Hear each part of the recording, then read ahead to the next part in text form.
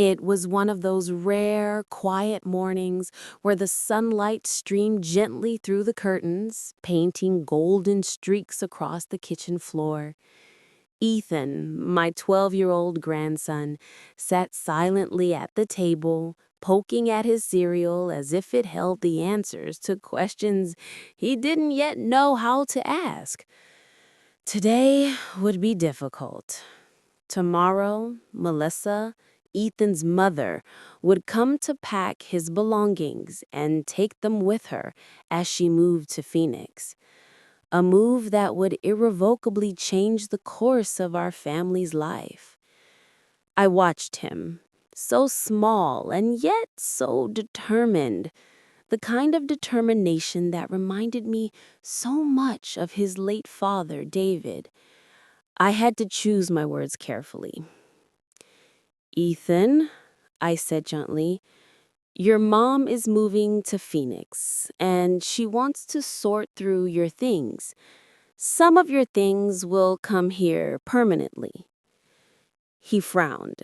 The crease on his young forehead deepened. "Does she have to move? Couldn't she just stay and we figure out normal custody stuff?" I swallowed hard. Beneath his calm exterior, I knew he still held a flicker of hope for reconciliation, a part of him that didn't want to believe his mother's absence was permanent. Children are remarkable that way. They cling to the idea of family, even when the reality is painful. "Your mom has made her decision," I said gently. "She believes this move represents an important opportunity for her future." His eyes grew heavy with hurt. "More important than me," he said, flatly, the matter-of-fact tone barely hiding his pain. I resisted the urge to agree or contradict. Dr. Shaw had taught me to allow Ethan to process these emotions without adult interference. "I can't speak to your mom's priorities, Ethan. I can only tell you that Emma and I are committed to giving you stability and love no matter what." He nodded slowly, but his eyes betrayed the swirl of emotions he was trying to contain. After a long pause, he asked softly, "Can I at least call her tomorrow to say goodbye?" The request caught me off guard. Since the custody hearing, he had shown little interest in communicating with Melissa, especially after the social media campaign she had waged against me. But here he was, still holding on to that small thread of connection. "Yes," I said, trying to mask the lump in my throat. "You can call her tomorrow." Ethan nodded, clutching his phone tightly. There was a quiet determination in him, a quiet courage that seemed far beyond his years. "I just want to tell her something before she starts packing," he added, almost as if whispering to himself. Later that evening, as Emma and I prepared dinner, I told her about Ethan's request. She paused mid-chop, thoughtfully arranging the vegetables with surgical precision. "She's not confrontational," she said. "He wants closure. He wants to say what he needs to, in his own way." The thought sent a chill through me, despite the warmth of the kitchen. Closure? After all the betrayal, after all the fights, Ethan wanted closure. My heart ached with admiration and sorrow. Even in the face of disappointment, he had chosen empathy over anger. I realized then that the next 24 hours would be a turning point, not just for the legalities of custody, but for Ethan's emotional journey. He deserved agency, dignity, and the chance to navigate this transition on his own terms. I whispered a silent prayer that he would emerge stronger, as I braced myself for the heartbreak that inevitably accompanied such a delicate balance of love, loss, and hope. The hook lingered in the quiet kitchen.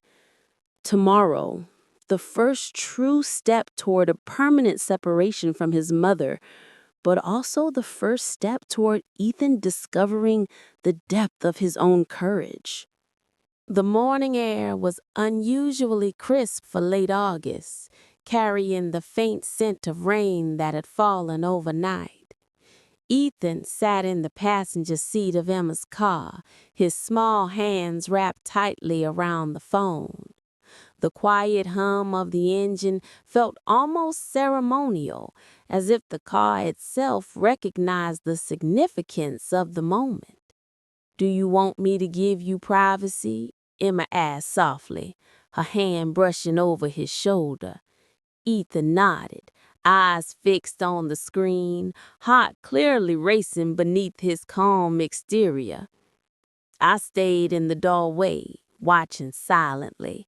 He had grown so much since David's passing, emotionally, mentally, even physically.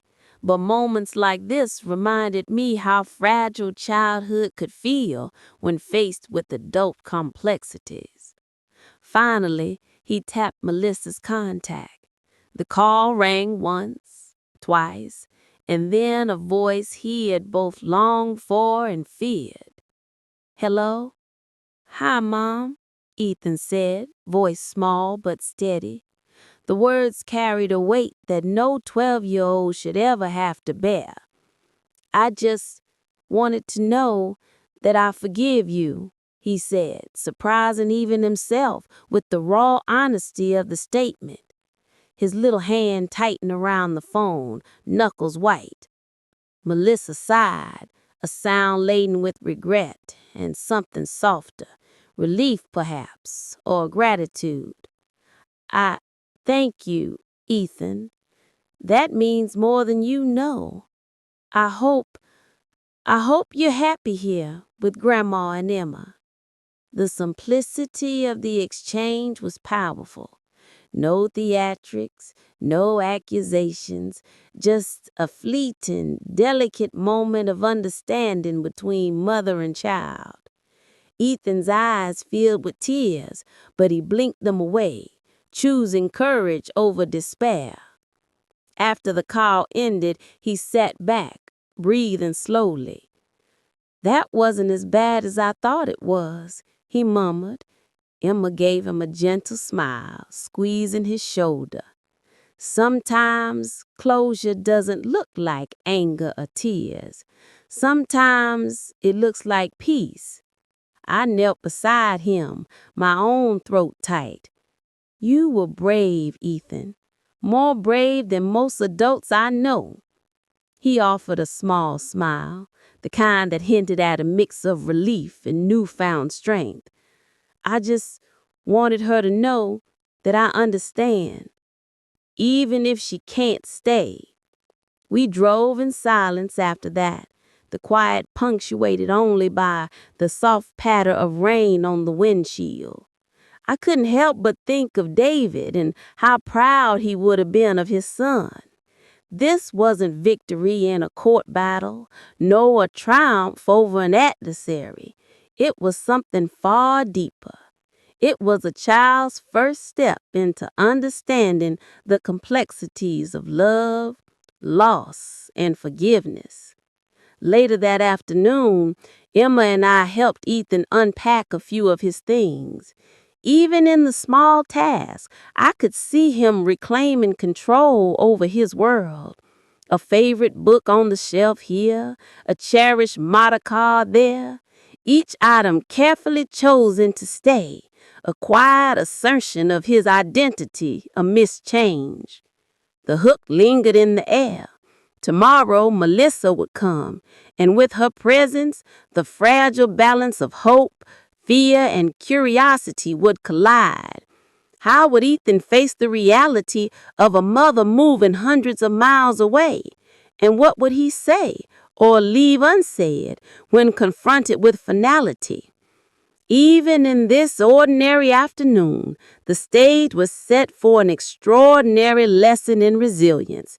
And in the quiet moments between unpacking and laughter over small mishaps, I realized something profound. Healing doesn't come in grand gestures. It arrives in small, deliberate choices, like a 12-year-old calling a mother to forgive her even when the world seemed stacked against him. Tomorrow would be difficult, yes, but in that difficulty lay the seeds of understanding, compassion, and the quiet strength that would carry Ethan into a future where love wasn't defined by presence alone, but by the courage to accept life as it is. The next morning dawned gray and heavy with anticipation, clouds mirroring the weight that Ethan carried in his small shoulders. He moved through the house quietly, adjusting the placement of his favorite toys and books, a subconscious attempt to reclaim a sense of control in a day that promised uncertainty. Every small action seemed deliberate, calculated, as if each arrangement could somehow influence the course of what was to come. Emma and I prepared breakfast, the sizzling of eggs and bacon filling the kitchen with ordinary comfort, in stark contrast to the extraordinary tension outside.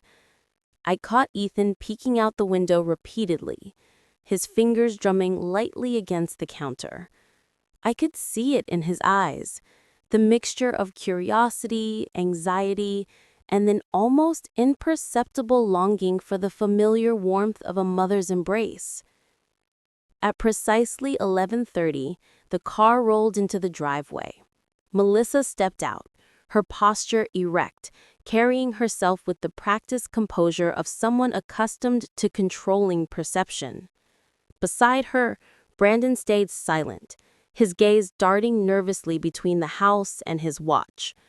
I watched Ethan stiffen, the muscles in his jaw tightening as he prepared for the encounter he had anticipated all morning.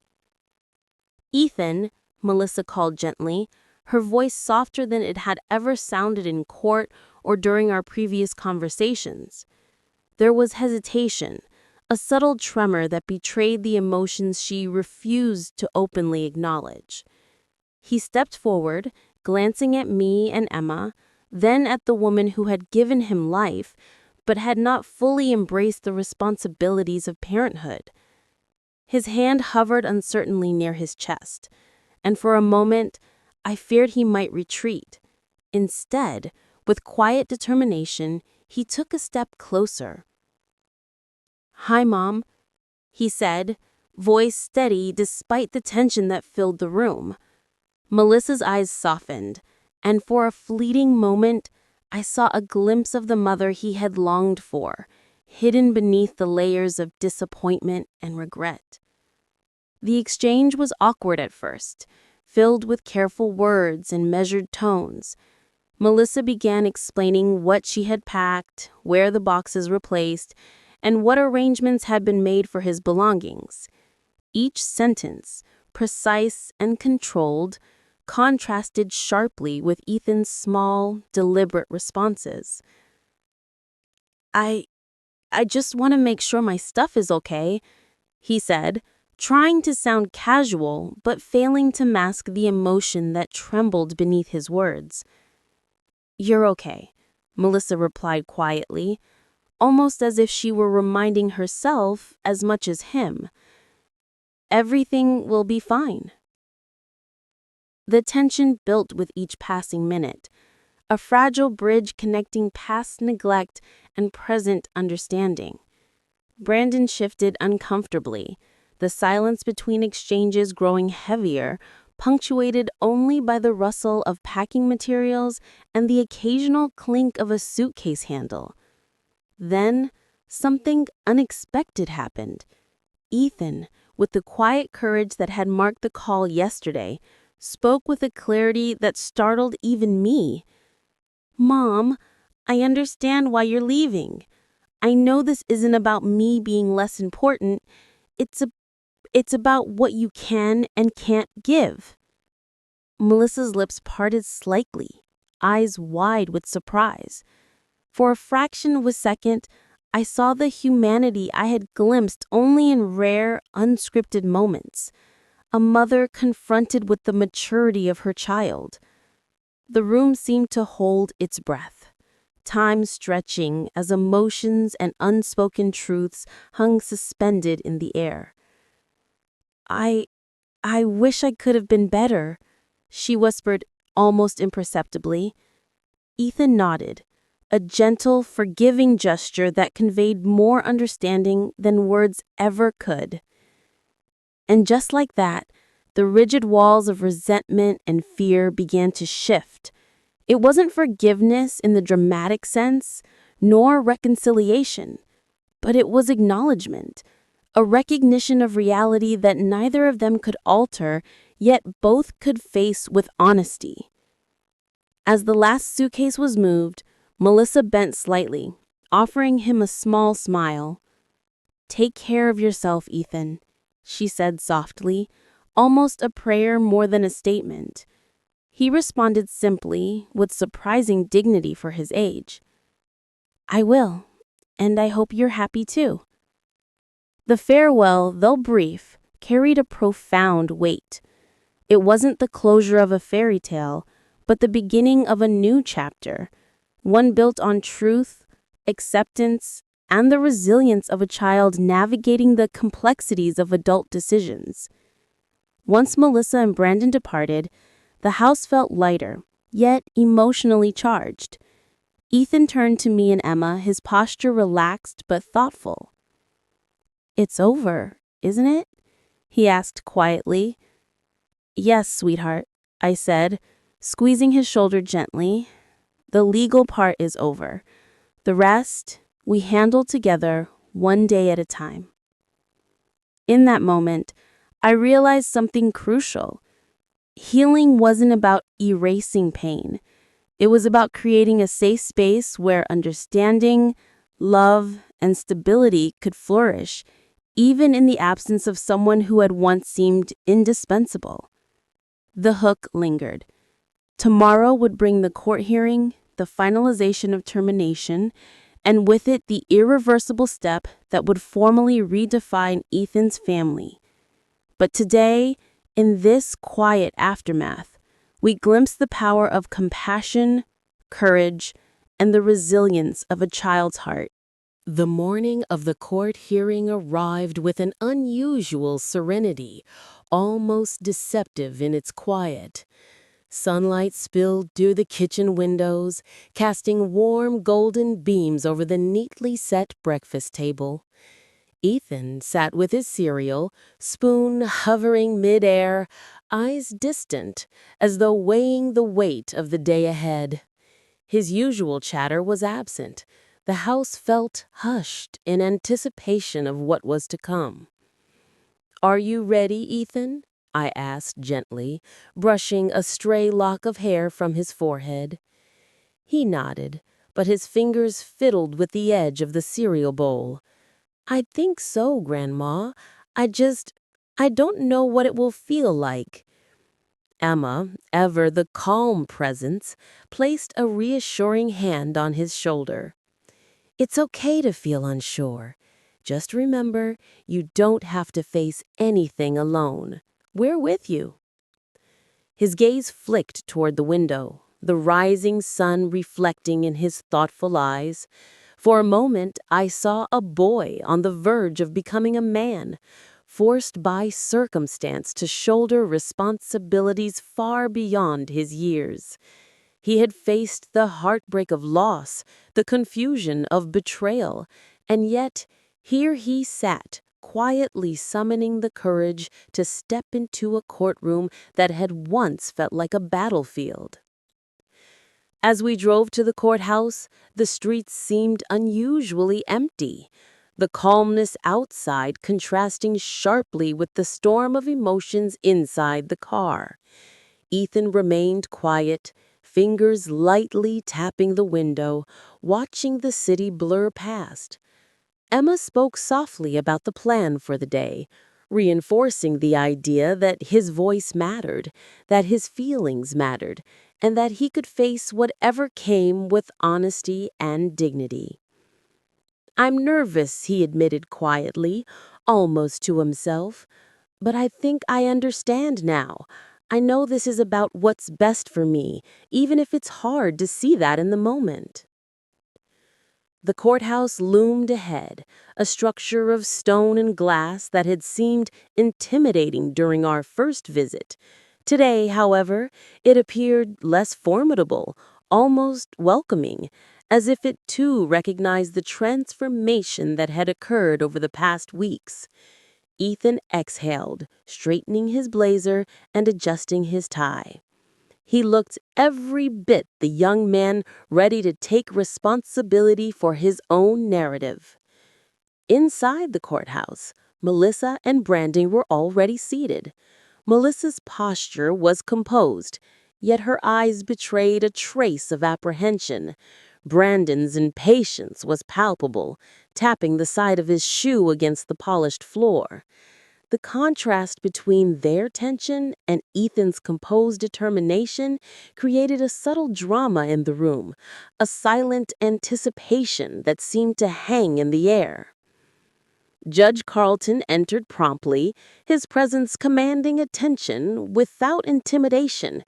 He reviewed documents quickly, his gaze occasionally flicking toward Ethan, assessing the boy with a perceptiveness that was almost maternal in its own way.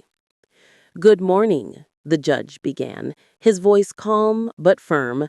"Today we review the petition for voluntary termination of parental rights. All parties prepared?"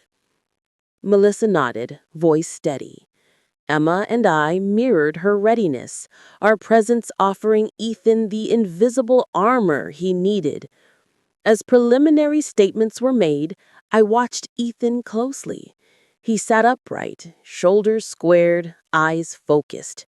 This was his moment, not mine, not anyone else's, to assert his place in the world and confirm the home he had come to rely on. A subtle tension held the room captive as the judge addressed Melissa directly, confirming her understanding of the permanent nature of her decision. Her calm tone and controlled responses reflected careful preparation, but there was an unmistakable undercurrent of emotion, an acknowledgement of the irreversible step she was about to take. Ethan, listening intently, seemed to draw strength from his comprehension of the situation. His quiet resolve was remarkable. Here was a child confronting adult realities with thoughtfulness that belied his age. When the judge spoke to Ethan, confirming his understanding of the proceedings, his response was measured, articulate, and full of quiet courage. "My grandma and Aunt Emma have shown up for me every day. I know I'll be okay with them. I trust them." The words, simple yet profound, echoed through the courtroom. I felt a shiver of pride mixed with the lingering ache of loss. The boy had navigated betrayal, absence, and uncertainty with a wisdom beyond his years. And now he faced this ultimate moment with grace and integrity. Outside the courtroom, sunlight streamed through the windows, illuminating Ethan's expression. There was fear, yes, but also hope. The quiet, steadfast hope that comes from knowing one has been loved, supported, and seen. And in that hope lay the subtle hook of resilience, the story of a child who had endured the unendurable, who had witnessed heartbreak yet chosen empathy over anger, and now stood on the cusp of a new chapter, ready to embrace a future shaped not by absence, but by the enduring love of those who truly showed up for him. The courtroom felt almost alive, a space where silence carried the weight of anticipation. Ethan's small hands rested on his lap, fingers intertwined, as he took in the room with quiet vigilance. The journey that had begun in heartbreak and confusion now led to this defining moment. The day his future would be determined by adults, but ultimately shaped by his own courage. Judge Carlton's voice cut through the stillness. Miss Reynolds, I must confirm that you understand the consequences of your voluntary termination of parental rights. This is permanent and irrevocable. Do you understand? Melissa's voice, steady yet tinged with vulnerability, replied, Yes, Your Honor. I watched Ethan closely. He had already faced disappointment, betrayal, and loss. Yet now he displayed an almost serene composure. The months of preparation, therapy sessions with Dr. Shaw, and endless conversations with Emma and me have fortified him.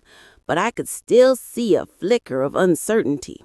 A boy grappling with the magnitude of adult decisions made on his behalf. The judge turned to address Ethan directly. Ethan Reynolds, you've participated in private discussions with the court regarding your situation. I want to ensure your understanding hasn't changed. Can you tell me what you understand is happening today? Ethan rolled slowly, his posture straightening as though the act of standing alone was a declaration of his readiness. My mom is legally ending her role as my parent so she can move to Arizona. My grandmother will have full custody of me. His voice, though soft, carried a quiet strength that resonated across the courtroom. Are you comfortable with this arrangement? The judge asked. Yes, sir, Ethan answered confidently. My dad used to say, family is about showing up, not just sharing DNA. My grandma and Aunt Emma have shown up for me every day. I'll be okay with them.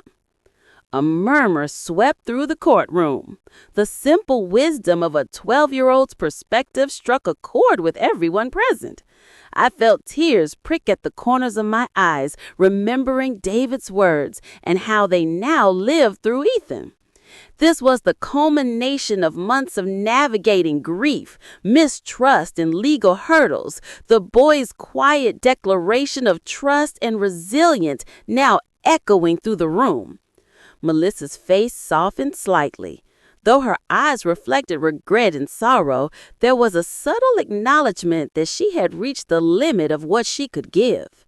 The gavel's authority would soon make her departure permanent, yet there was a humanity in her acknowledgement, a recognition of the life she could no longer fully embrace. Judge Carlton studied Melissa for a moment before turning to address both Emma and me. Are you prepared to assume full legal responsibility for Ethan's care and well-being? We are, Emma and I replied in unison. Our voices carried not just affirmation, but the solemn weight of commitment. The judge nodded once decisively. By the authority vested in me by the state, I hereby terminate the parental rights of Melissa Reynolds with respect to minor child Ethan David Reynolds, transferring full legal guardianship to Lauren Carter with Emma Carter designated as successor guardian. The courtroom exhaled collectively. The monumental reality of the decision settled over us not as an abstract concept, but as a tangible change in our lives. Melissa approached Ethan cautiously. He, in turn, extended his hand, a gesture of remarkable maturity. Goodbye, Mom, he said simply. I hope you find what you're looking for. Melissa grasped his hand briefly, her eyes shimmering with a mix of regret and fleeting relief. Take care of yourself, Ethan. You're going to be an amazing person. And just like that, they departed. Outside, the summer sun bathed the courthouse steps in warmth.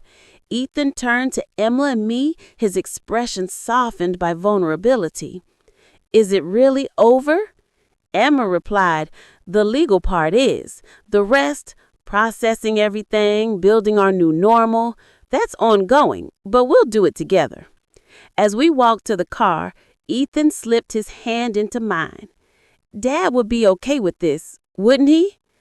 Absolutely, sweetheart, I said, swallowing the lump in my throat. He would want you to be safe, loved, and happy. He'd be proud of how you handled this with grace and compassion beyond your years. Ethan nodded, a faint smile breaking through the tension. Can we stop for ice cream on the way home? Absolutely, I replied. Today calls for a double scoop. Even in the midst of legal closure, the simple joy of ice cream symbolized the resilience of family, the healing power of love, and the quiet triumph of a child who had endured so much, yet emerged with empathy, courage, and hope. The morning sun spilled through the windows of Ethan's new room, casting a golden glow over the carefully arranged furniture. For the first time in months, he woke up not to the anxiety of court dates or the anticipation of conflict, but to the quiet reassurance of permanence. The familiar scent of lavender from the small sachets I'd placed on his dresser mingled with the aroma of breakfast cooking downstairs. A simple, comforting routine we had slowly rebuilt. Ethan stretched, his limbs still gangly from early adolescence, and glanced around his room. The posters of space missions and dinosaurs, carefully taped over the past week, brought a subtle smile to his face. It feels different, he said softly, almost to himself. Different in a good way. I knocked lightly and stepped in. Morning, superstar. Sleep well? Yeah, I think I'm finally getting used to this. His voice held both relief and lingering uncertainty, a natural mix for a boy whose life had been upended more than once in the last year. Downstairs, Emma was setting the table with extra care, making sure breakfast was ready just the way Ethan liked it. The clinking of dishes and the warm chatter created a normalcy that had been absent for too long. It was in these small moments, the smell of pancakes, the laughter over spilled syrup, and the soft music in the background, that we began to reclaim pieces of life that had been stolen by grief and legal battles. Can we go outside after breakfast? Ethan asked, eyes bright with curiosity. I want to set up my new telescope. Of course, Emma said with a smile. Let's make it your first tradition. The day unfolded slowly, deliberately, with each action reinforcing the permanence of our new family structure. Ethan carefully arranged his science projects, packed away items that belonged to his mother, and even found the courage to ask me questions he had held back for weeks. Do you think I'll ever get used to Mom being gone? I sat beside him, taking a moment before answering. You're allowed to miss her, Ethan. It's natural. But you've also built something new here, a safe, loving home where you're supported and understood. Over time, those feelings of loss will exist alongside the comfort and joy you're creating now. He nodded slowly, digesting my words. It's like having two different feelings at once. Emma joined us, placing a hand on his shoulder. Exactly. You don't have to choose. You can carry the memories and still embrace the present. That's what makes you strong. By the afternoon, we moved into the backyard, setting up his telescope for the first time. Ethan's hands trembled slightly as he adjusted the lens, his focus absolute. The sky stretched out above, endless and full of possibilities, a perfect metaphor for the life we were slowly constructing together. This is amazing, he whispered, peering through the lens. I can see the craters on the moon, like I'm really there. I smiled, watching him rediscover wonder. You're always going to find ways to see the extraordinary, Ethan. That curiosity, that spark is yours forever. Later, as we prepared lunch, the house seemed to breathe with a new rhythm. Laughter filled the spaces that had once echoed only with tension and uncertainty. Even the walls, adorned with new photos of family trips and science fair wins, felt lighter, infused with hope. As the evening approached, Ethan lingered in his room, writing in his journal, a practice Dr. Shaw had recommended. I paused at the door, observing quietly. Each word he wrote seemed to carve a path toward understanding, acceptance, and resilience. This simple act of reflection marked a pivotal moment. Ethan was no longer just surviving his circumstances, he was actively shaping his life. Before dinner, he came to me, holding the journal close. "He wants to show me something," he said. His eyes gleamed with the quiet pride of a boy learning to trust instability. Flipping through the pages, I saw entries filled with drawings, notes, and reflections about his journey, his feelings about his mother, and his dreams for the future. "You've come so far, Ethan. I'm incredibly proud of you." He smiled, a genuine, unguarded expression that lit up his face. "Thanks. I think maybe I'm finally okay with everything." In that moment, I realized that our family had taken the first true step towards healing.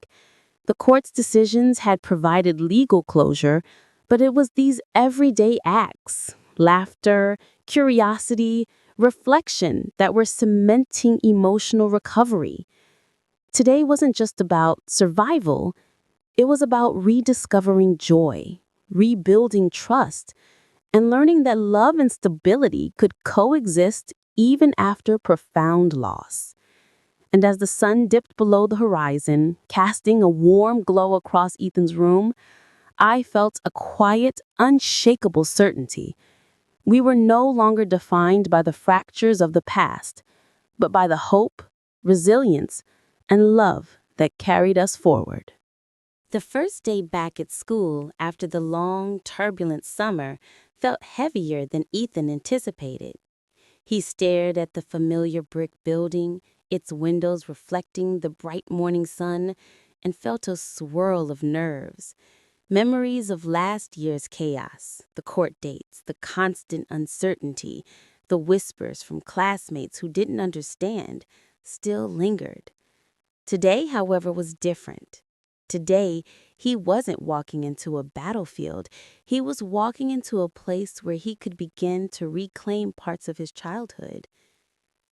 "I'm ready," he whispered to himself, gripping his backpack straps tightly.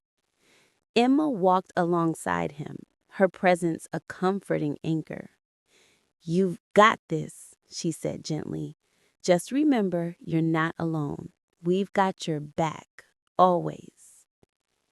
As they entered the building, the familiar smells of cafeteria food, polished floors, and gym sweat hit Ethan all at once. He paused near his locker, taking a deep breath before opening it. The locker was neatly organized, with notebooks, folders, and a small framed photo of David, his father, smiling. Seeing that face reminded Ethan of why he needed to push forward, to embrace this new chapter, instead of lingering in the shadow of the past. The first few classes were challenging, not academically, but emotionally. Every interaction was tinged with a cautious awareness. Would the kids treat him differently? Would they ask questions he wasn't ready to answer? But as the morning passed, small victories began to pile up. A classmate returned his pencil with a friendly smile. His science teacher complimented the detailed notes Ethan had brought for the upcoming experiment. Step by step, the ordinary routines of school life began to restore a sense of normalcy.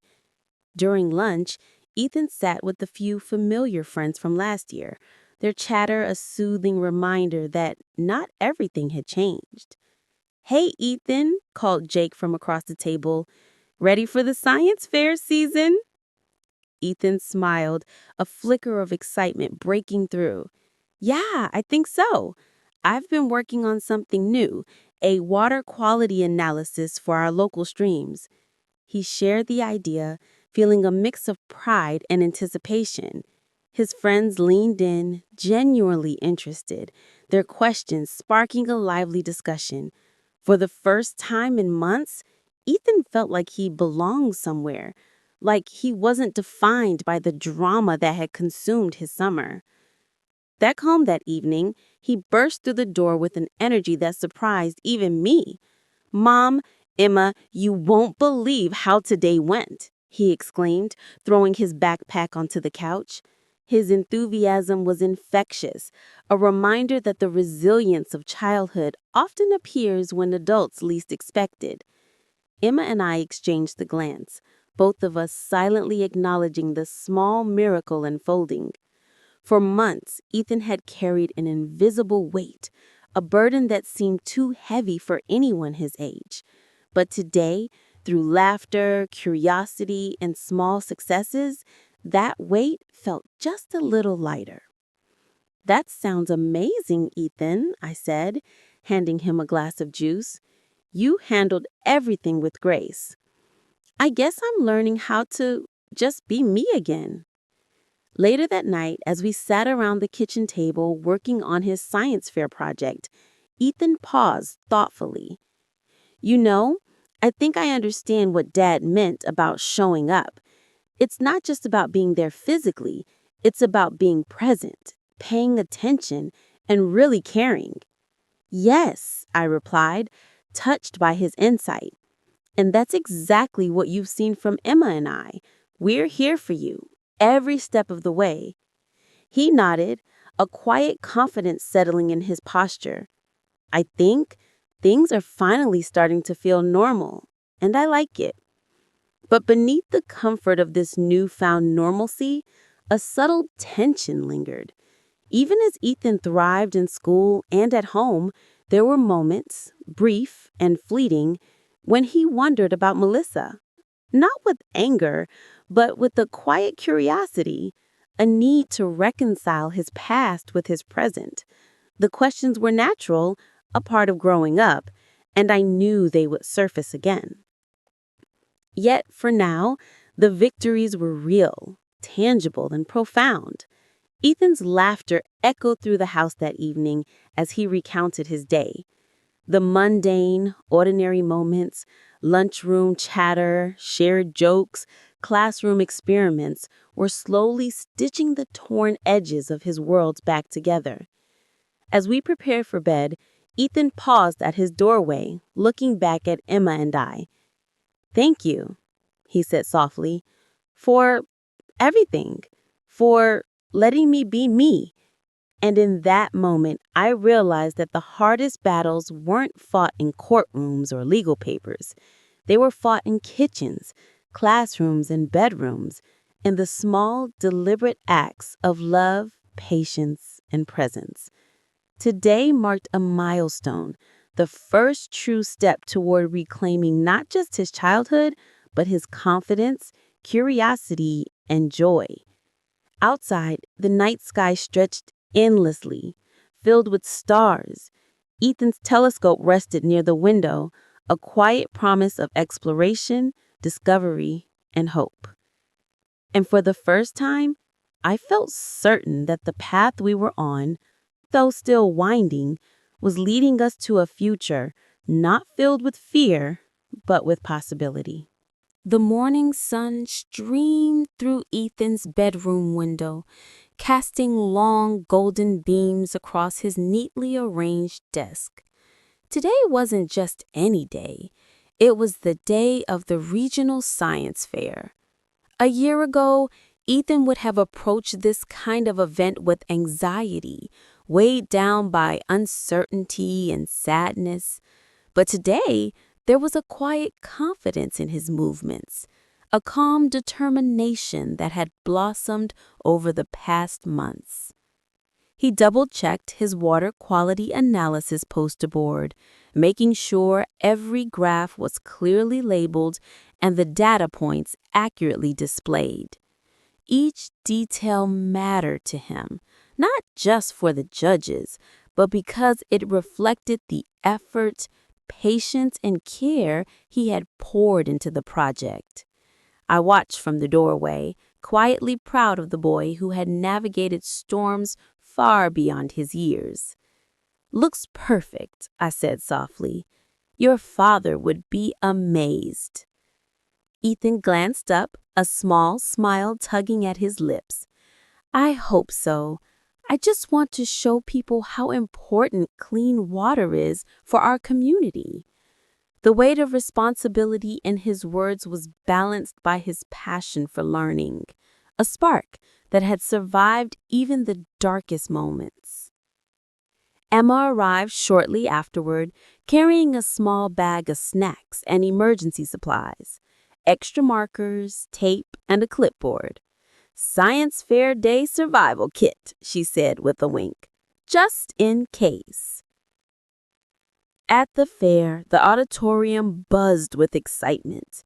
Colorful projects lined the walls, students and parents moving between tables, explaining experiments, answering questions, and taking notes. Ethan's station, marked with his name and grade, stood out with its meticulous organization and visually striking graphs. As the judges approached, Ethan straightened his posture, his heart pounding with anticipation. He began explaining his methodology with clarity, demonstrating the water testing process and describing the patterns he had observed in the local streams. His voice was steady, confident, filled with a sense of purpose that radiated from within. One judge, an environmental scientist, leaned in, intrigued. "You've done a thorough analysis, Ethan. Can you explain why you chose these particular streams?" Ethan nodded, pointing to the map he had drawn. "These streams are closest to residential areas. I wanted to see how human activity affects water quality. Clean water isn't just about nature, it's about people too." The judge's expression softened, very thoughtful and well presented. Around him, friends stopped by, offering encouragement, jokes, and high fives. "You got this, Ethan," Jake called, clapping him on the back. For a moment, the courtroom drama, the legal battles, and the absence of his mother all faded into the background. Here, he was just a student, a scientist in training, a boy passionate about discovery and community impact. Back at home that evening, after returning from the fair, Ethan collapsed on the couch, his energy spent, but his eyes shining. "We won first place," he exclaimed, holding up the certificate. "The judges said my analysis was professional and really showed understanding of environmental science. I can't believe it." Emma and I exchanged smiles, our hearts swelling with pride.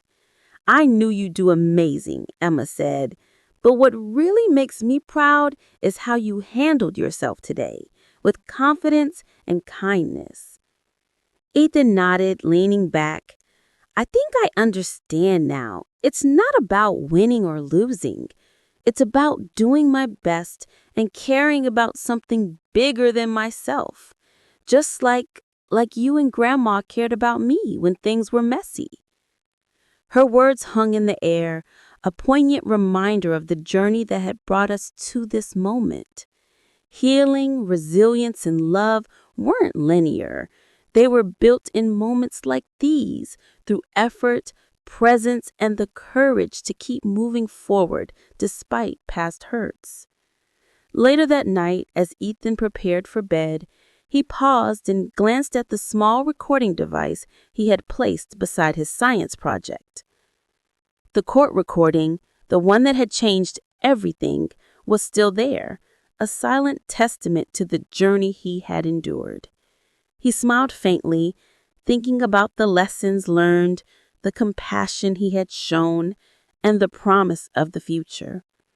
"I'm ready for the next challenge," he whispered to himself, a soft determination in his voice. And for the first time in a long while, that felt like more than a promise. It felt like truth. Outside, The stars sparkled in the clear night sky, and I realized that Ethan, once a boy overwhelmed by loss and uncertainty, was now beginning to step confidently into his own story. A story defined not by absence, but by courage, love, and resilience. The first day back at school after the science fair felt different for Ethan. The halls were buzzing with students exchanging summer stories, showing off awards, and planning upcoming events. But for Ethan, the environment carried a subtle tension, an undercurrent of curiosity, whispers about last year's events, and the ever-present shadow of his mother's absence. As we walked through the corridors, I noticed Ethan's posture was slightly stiff, his hands clutching his backpack straps. "Remember, you don't owe anyone an explanation," I reminded him quietly. "Just be yourself." He nodded, taking a deep breath. "I know, Grandma, but sometimes people ask things I don't know how to answer." Emma, who had accompanied us to help ease the transition, smiled reassuringly. "It's okay to set boundaries. You get to choose what to share and what stays private." At his locker, a group of classmates approached. "Hey, Ethan, congrats on the science fair," one of them said, offering a fist bump. Relief softened Ethan's expression. "Thanks. It was fun." His voice held a hint of pride, but the pause that followed revealed lingering vulnerability.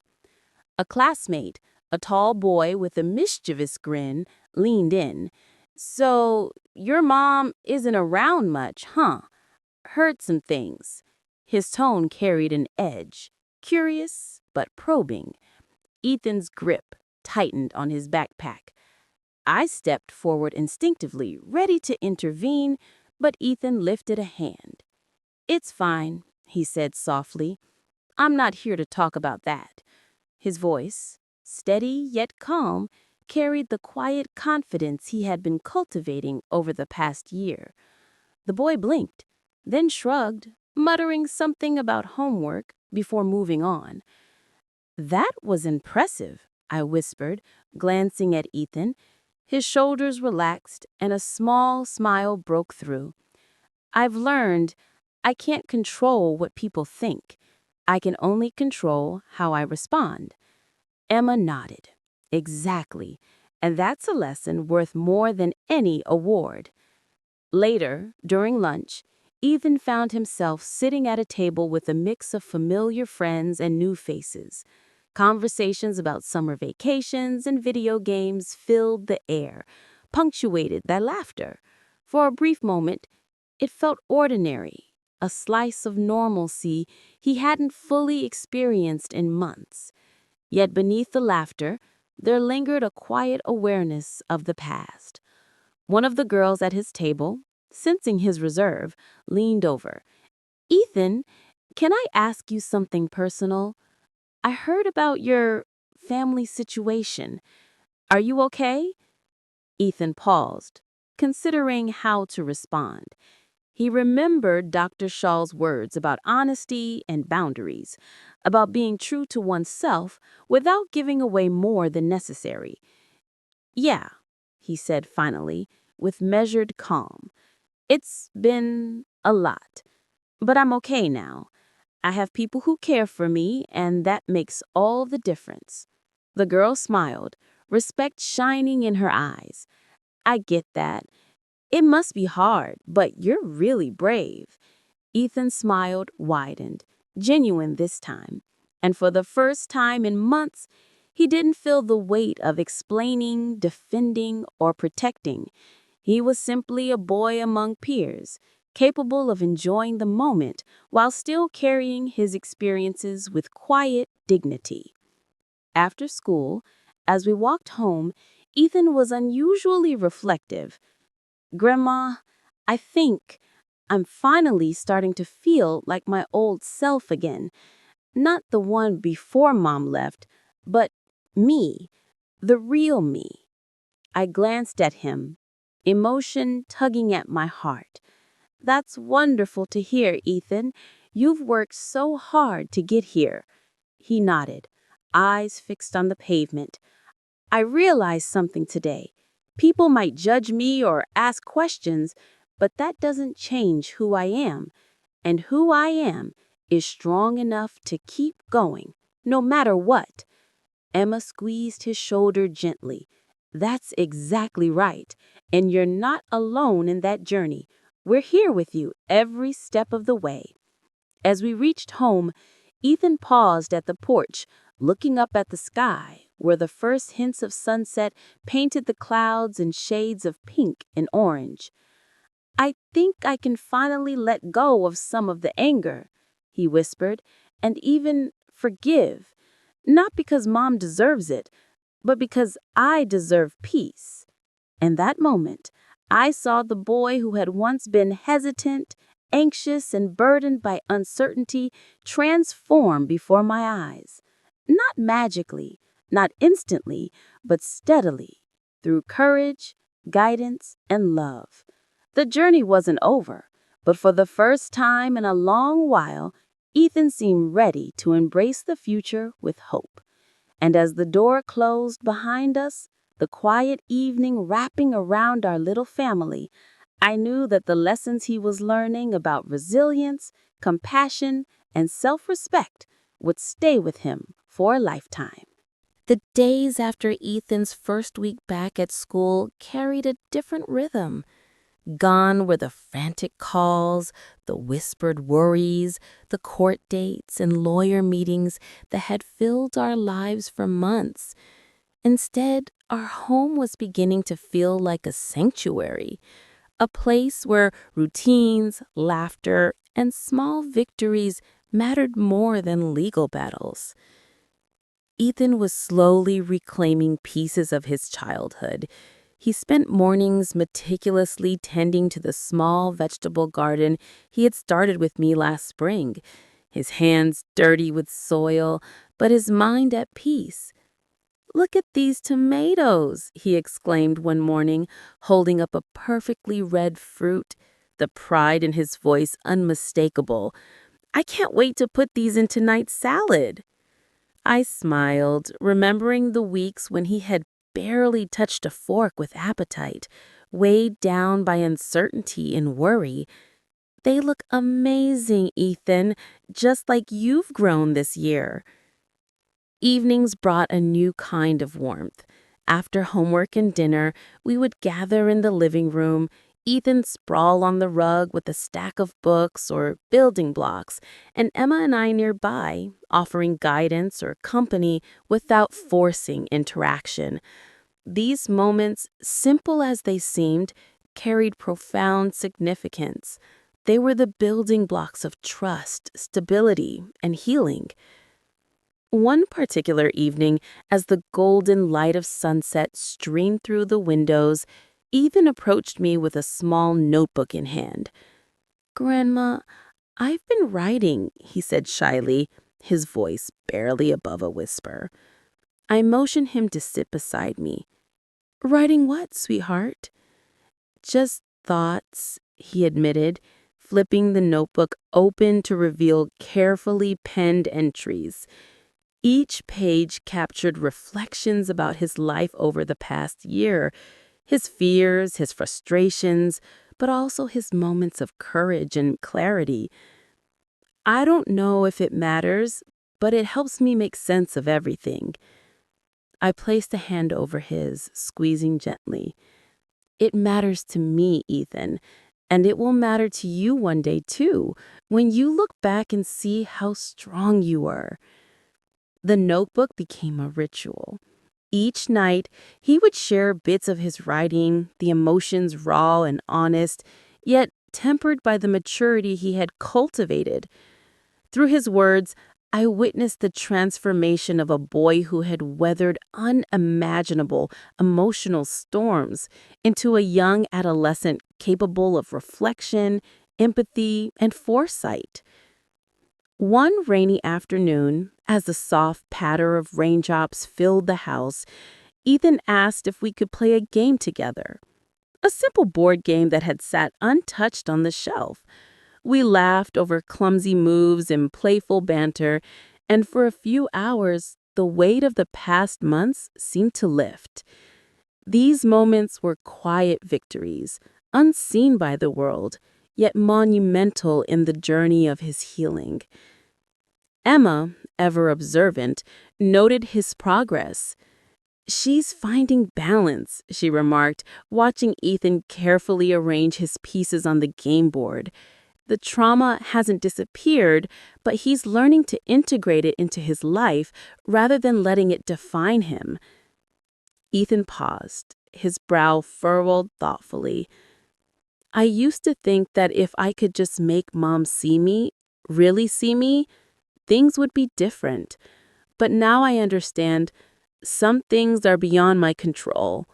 What matters is how I respond." I felt tears prick my eyes at his words. The clarity, the wisdom, so much beyond what most 12-year-olds possess. "You're right, Ethan, and you're doing beautifully."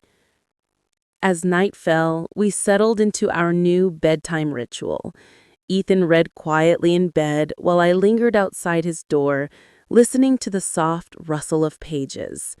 It was a sound that spoke of normalcy, security, and the quiet reclamation of childhood. And as I watched the rain streak the windows, I realized that healing didn't always come in grand gestures. It thrived in small, consistent moments of love, understanding, and stability. By embracing these small victories, Ethan was not only rebuilding trust in others, but also in himself. He was discovering that life could hold joy alongside loss, connection alongside pain, and that strength could emerge from the gentlest of moments. And as I turned off the hallway light, leaving him to his book, I felt a profound sense of hope. For the first time in a long while, the future felt not just manageable, but full of possibility.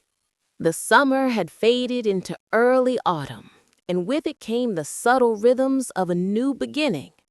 Ethan walked with an ease I hadn't seen in months, his shoulders no longer hunched with the invisible weight of uncertainty. The custody battle, the difficult conversations, the legal proceedings, they were all behind us now.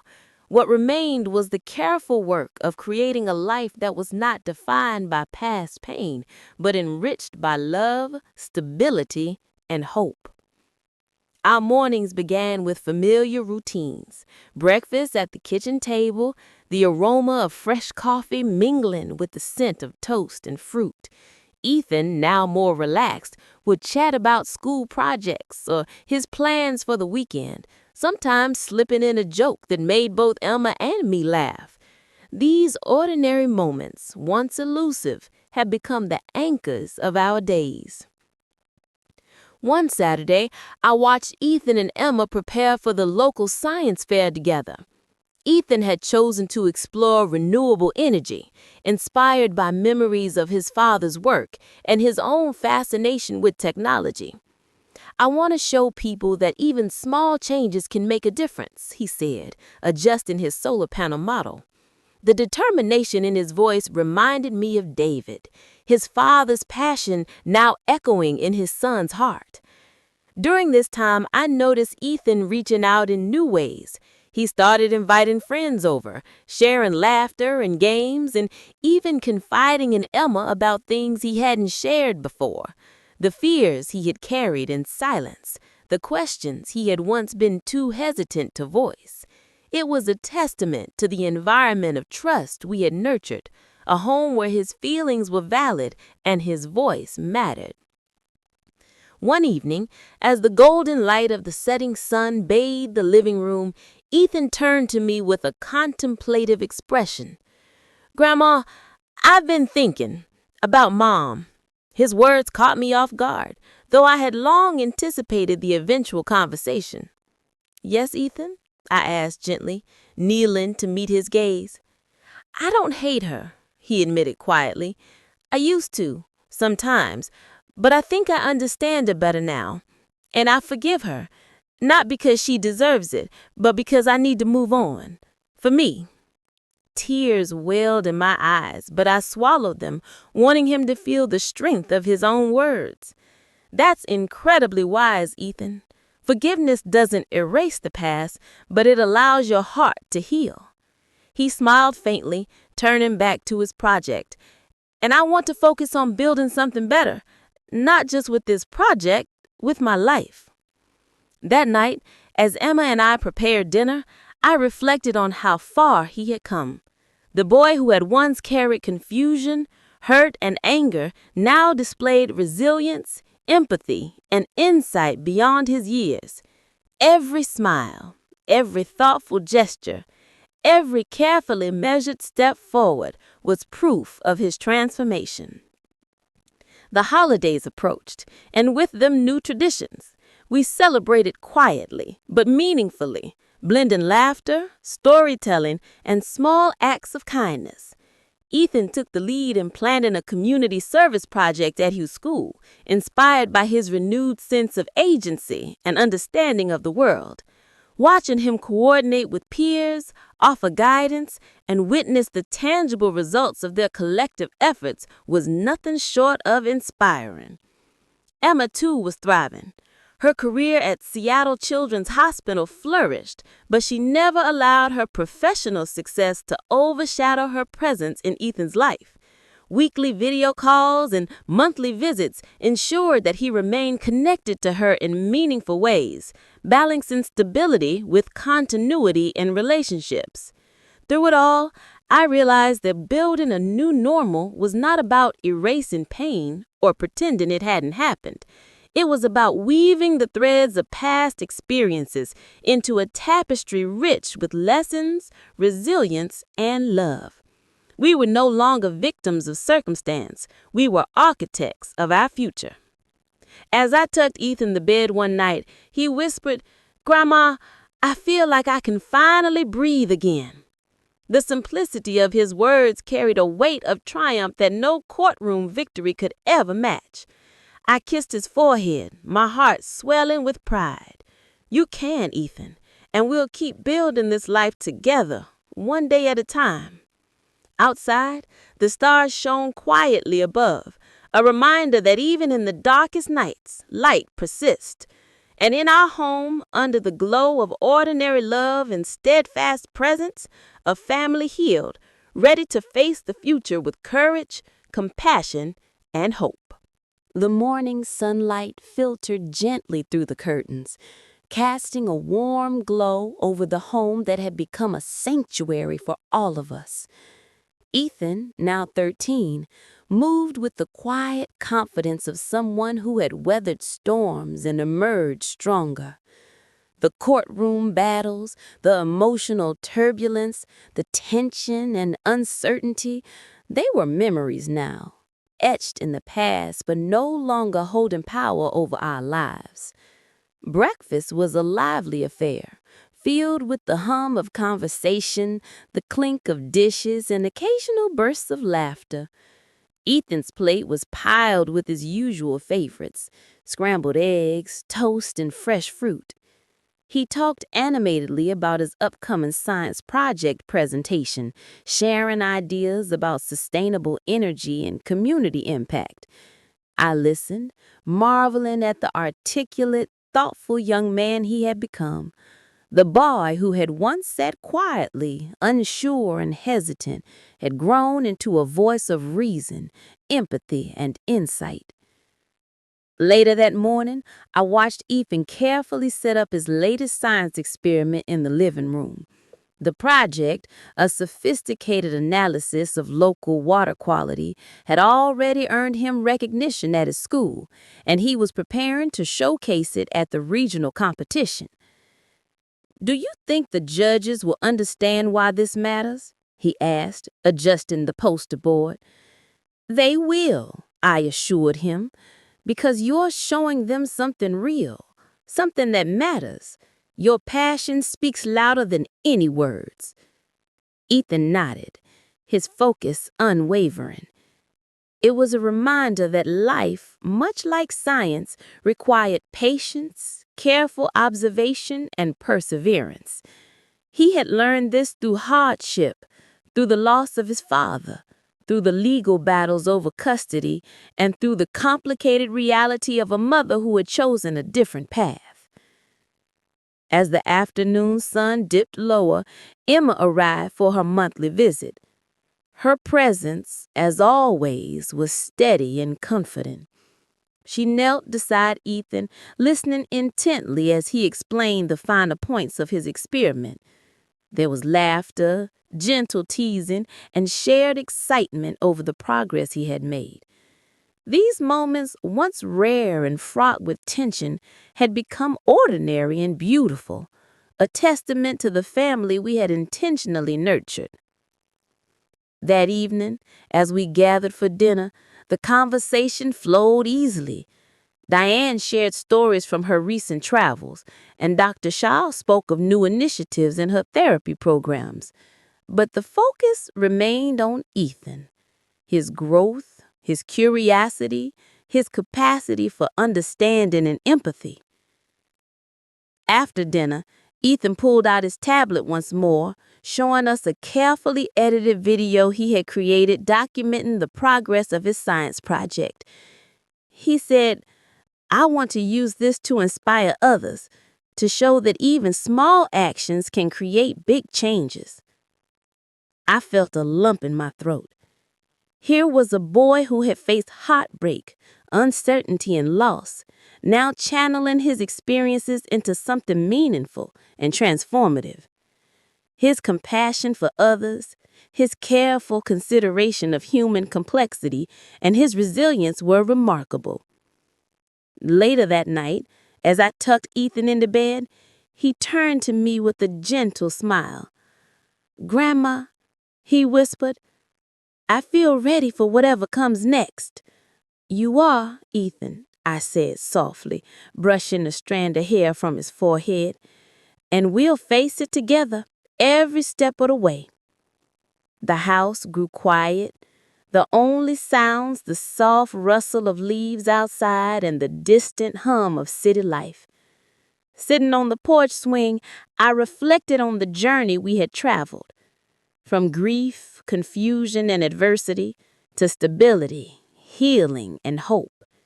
It had not been an easy path, but it was ours, forged through love, patience, and resilience. Ethan's life, once marked by uncertainty and loss, was now a tapestry of experiences that had shaped him into a thoughtful, capable, and compassionate young man. The challenges had not disappeared, but they no longer defined him. He had learned that true strength lay in kindness, understanding, and the courage to move forward despite pain. Looking at the stars above, I whispered a quiet truth, one that had guided us all through the past months. Love endures, and with it, hope blossoms. Our family, rebuilt and stronger than ever, was ready to face the future, together. And as Ethan slept peacefully upstairs, I allowed myself a rare moment of stillness and gratitude.